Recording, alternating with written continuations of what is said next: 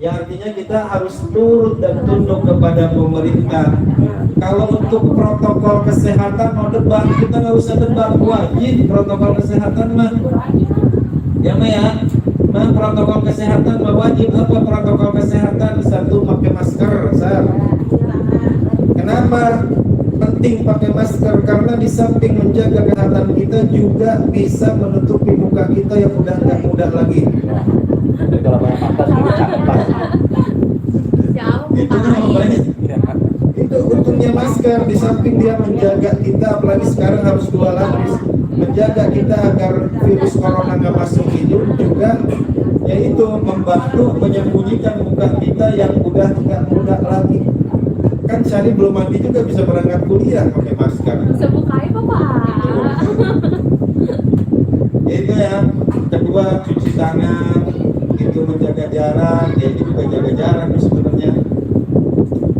Benar mah, kalau untuk protokol kesehatan kita nggak usah debat. Cuma yang mesti kita perhatikan adalah jangan dia diperhatikan, jangan luarnya doang, atau perhatikan manajemen hati kita. Kalau masalah protokol kesehatan mah di TV disuarakan, di iklan-iklan, di handphone, dimanapun juga di tulisan-tulisan disuarakan. Ini yang jarang diiklankan mah yang mana? Ini mah vaksin hati kita mah. Vaksin hati kita dengan apa?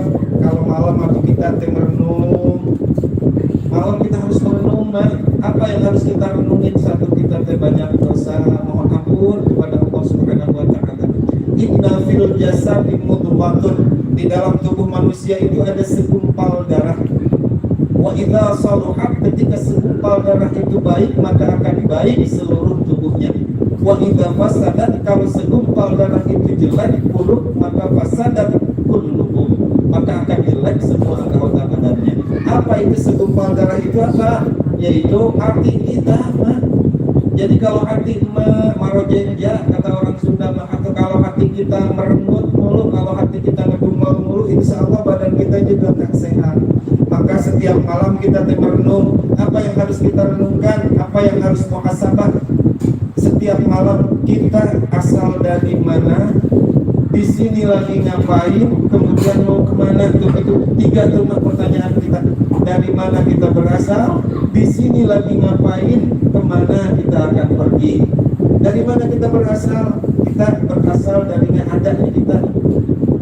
Ada 7 atau 6 alam yang sudah kita lalui dan akan kita lalui. Yang pertama yang mana? Yang dilalui oleh kita, yang pertama adalah alam arwah.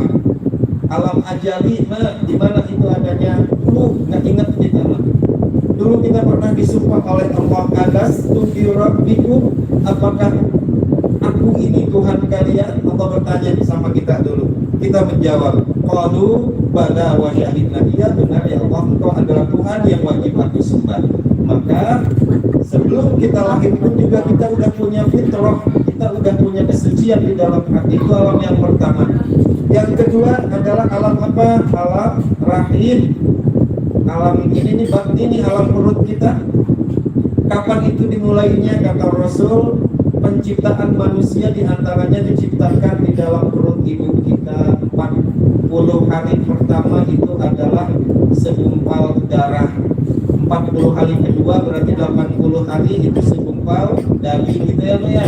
Nah, pada usia 120 hari kemudian Allah mengirimkan ruh melalui malaikatnya dan ditentukanlah rezeki kita, amal kita, celaka dari sengsara kita. Itu alam yang kedua, alam apa? Alam rahim. Kemudian melalui pintu melahirkan kita masuk ke alam yang ketiga, yaitu alam apa mah? Alam dunia. Nih dunia ini nih, apa tugas kita? Al-Mulk ayat 2 mah, alladzi khalaqal mauta wal hayata liyabluwakum ayyukum ahsanu amala. Kalau lagi begini mah suka pada lupa mah ya, masyaallah. Jadi tugas kita itu apa? Alladzi khalaqal mauta wal hayata, Allah menciptakan mati dan hidup itu liyabluwakum, untuk menguji kalian ahsanu amala, mana amal yang terbaik dari kalian. Jadi hidup itu ujian, ad-dunya sijnul mukminin, dunia itu penjaranya orang yang beriman. Maka wajar kalau hidup itu adalah ujian. Apa penjaranya orang beriman? Kan kita mah itu nggak boleh, konon nggak boleh. Maka hidup mah memang ujian. Itu kita yang pertama adalah dituntut untuk mempersembahkan yang terbaik kepada Allah Subhanahu wa Ta'ala. Apa yang terbaik dari kita? Sholat yang terbaik, waktunya kasih yang terbaik. Atau untuk sholat kapan yang terbaik? Di awal waktunya. Kalau sedekah juga ada sedekah yang terbaik. Itu jangan 2.000 mulu mas, sedekah yang ada pentingan atau dikit mah. Pengen ke surga aja sedekahnya 2.000 memang ya. Tapi alhamdulillah daripada enggak. Gitu kan?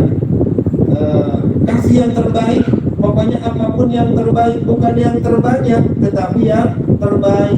Kalau misalkan ngasih pisang tuh satu kandang, yang bawahnya busuk, mendingan juga dikasih satu sisir yang bagus, gitu ya. Kalau kita ngasih sama orang, kasihlah yang terbaik, bukan yang terbanyak. Coba aja kalau Pak Faiz pulang dari Perancis, misalkan di Perancis Perancang perapat saya maksudnya yang ngasih yang terbaik gitu, jangan sampai yang udah kita nggak makan dikasih orang, kasih yang terbaik. Itu tugas kita di dunia adalah memberikan ibadah yang terbaik untuk Allah Subhanahu wa Ta'ala. Kali kita mah gimana atau kita mah doa aja pengen diijabah cepat-cepat, sementara sholat kita aja digulur-gulur. Ya, begitu kan ya. Maka oleh karena itu kasih waktu yang terbaik, sholat yang terbaik adalah di awal waktunya. Gitu tuh. Itu alam dunia yang ketiga. Masih panjang perjalanan kita, baru masuk ketiga. Setelah itu ada alam apa lagi? Melalui pintu kematian kita masuk kepada alam yang keempat, yaitu alam barzakh atau alam kubur. Berarti mati itu bukan akhir kesudahan dari manusia. Kan kita suka kalau selamat kepada orang mati, mudah-mudahan selamat beristirahat dengan panjang, gitu kan ya. Istirahat panjang, boro-boro istirahat sehari di alam kubur mayat, ada malaikat munkar dan nakir. Mending kalau kita bawa amal banyak. Kalau enggak kan kita digebukin aja di alam kubur. Nah, alam kubur itu adalah episode pertama dari alam akhirat. Alam kubur dulu, baru setelah itu alam ba'ats, walu fi khafis suri, tadi dibaca dia sih. Walu fi khafis suri, dan lagi kesemuanya fa idza hum minal ajdati ila rabbihim yang silun. Baru setelah di alam kubur baru naik ke alam akhiratnya. Alam kubur aja dulu. Di alam kubur itu adalah ketika kita selamat di alam kubur, itu udah pasti di alam akhirat juga gampang urusannya.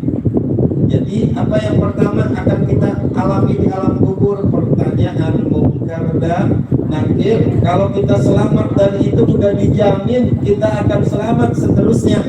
Kalau kita mampu menjawab pertanyaan munkar dan nakir, kita akan mampu selamat, akan masuk surga lah, intinya seperti itu. Ada berapa pertanyaan munkar dan nakir? Ada 3. Kemudian kata para ulama yang 3 ditambah 3 jadi berapa? 6. Mana yang pertama? Marrabbuka, siapa Tuhanmu? Gitu kan ya. Jadi pertanyaan di alam kubur itu pertanyaannya nanti, dijawabnya harus sekarang. Sekali lagi pertanyaannya nanti di alam kubur, tetapi ngejawabnya harus sekarang. Marrabbuka, siapa Tuhanmu? Bagaimana mungkin kita mau menjawab Allahu Rabbi? Bagaimana mungkin kita mau menjawab Allah adalah Tuhanku, sementara kita aja di alam dunia jarang menyebutkan nama Allah. Kadang-kadang kalau kita lagi kaget, bukan nama Allah yang keluar, apa coba? Buset. Keluar atau ya. Maka oleh karena itu ketika kita nanti ingin punya jawaban yang benar, kan jawabannya Allahu Rabbi, Allah adalah Tuhanku, maka sering sebut atau ketika di dunia. Kalau kaget jangan nyebut buset, kalau kaget jangan nyebut yang apalagi yang jorok-jorok ya. Allah harus sebut Allahu Akbar, itu ya. Kemudian yang kedua dianggap singkat, yang udah jam 9. Yang kedua apa pertanyaannya? Siapa Tuhanmu? Yang kedua siapa nabimu? Bagaimana mungkin kita mau menjawab Nabi Muhammad SAW adalah utusanku, adalah utusan utusan Allah, adalah nabiku.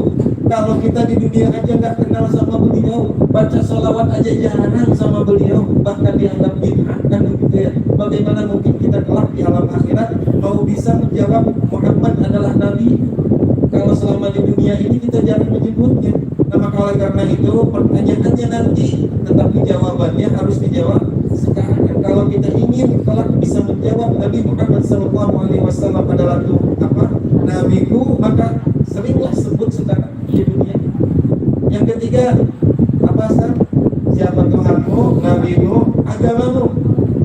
Apa agamamu? Islam. Itu jawaban yang benar. Ya, bagaimana mungkin kita mau bisa menjawab Islam sedangkan syahadat aja kita masih belajar bacanya. Nah, oleh karena itu kita perhatikan ya, rukun Islam itu 5, syahadat, sholat, zakat, puasa, naik haji, gitu ya. Itu bagi siapa yang 5? Bagi orang kaya. Kalau bagi orang miskin cuma berapa? Hari ini nih, bukan 4, cuma syahadat sama sholat. Puasa kan belum. Zakat kita belum mampu. Naik haji apa lagi? Buat orang yang kayak kita nih, orang miskin, rukun Islam cuma berapa hari ini? Wah, syahadat sama sholat. Kalau ntar bulan puasa kan masih jauh. Zakat kita belum mampu ya Bapak Isya. Naik haji apa lagi? Apa beratnya sih beragama ini cuma 2 doang? Syahadat sama sholat. Lempengin nanti sholat kita, lempengin syahadat kita, biar nanti kita bisa menjawab Islam adalah agamaku. Kemudian pertanyaan yang keempat adalah siapa imammu? Bapak Is langsung bilang si AA di musola perubahan. Bukan itu jawabannya. Imam kita jawabannya Al-Qur'anu imami, Qur'an imamku. Bagaimana mungkin Ma'om mau bisa menjawab Al-Quran adalah imamku, sementara nyentuh Al-Quran aja jarang di dunia ini. Sementara kita baca Al-Quran aja kurang bisa, sementara kita masih belepotan baca Al-Qurannya juga. Maka mana mungkin kita kelak di alam kubur bisa menjawab Al-Quran adalah imamku, sementara Al-Quran hanya dijadikan hiasan di lemari pajangan aja, atau kayak mau apa ditaruh di lubang angin aja di atas, kita pernah disentuh. Aduh, mau apa mulut jadi kena. Biasanya mau ini yang biasa kena yang apa dan dia. Itu yang Al-Quran biarin dianggap cepetnya ini menyelingin diri sendiri si anak. Jadi pertanyaan yang kelak di alam kubur jawabannya harus dijawab sekarang. Kemudian pertanyaan yang kelima, siapa saudara-saudaramu? Jawabannya adalah kaum muslimin, kaum muslimah. Bagaimana mungkin kita mau bisa menjawab sahabatku adalah kaum muslimin, muslimat, mukminin, mukminat, sementara sama tetangga aja kita nggak kenal, sementara kita aja di tempat tinggal nggak mau bergaul, nggak mau bersosialisasi. Bagaimana mungkin kita mau bisa menjawab? Ada yang begitu? Ada di Serpong Mama Bais, pindahan dari BSI ya? Orang Serpong yang begitu, orang BSI enggak, orang kita mau pada kenal semuanya. Terus pertanyaan yang ke-6 apa sah? Lupa lagi sih ya. Siapa Tuhanmu, nabimu? Oh iya kita bukan. Nah, siapa Tuhanmu, nabimu, agamamu, imammu? Oh, kemana arah kiblatmu? Gitu kan ya?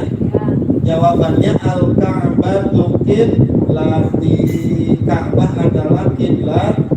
Bagaimana mungkin kita mau bisa menjawab kiblat arah Ka'bah adalah kiblatku? Sholat aja masih belang bentong, sholat aja kita jarang-jarang, apalagi kita bisa menghadap ke sana ya, pergi umroh atau naik haji di sana kita nggak mampu. Cing atau kita ada belum mampu haji sama umroh mas sholat atau dibenerin ya mah setiap pagi itu mah isyrok mah.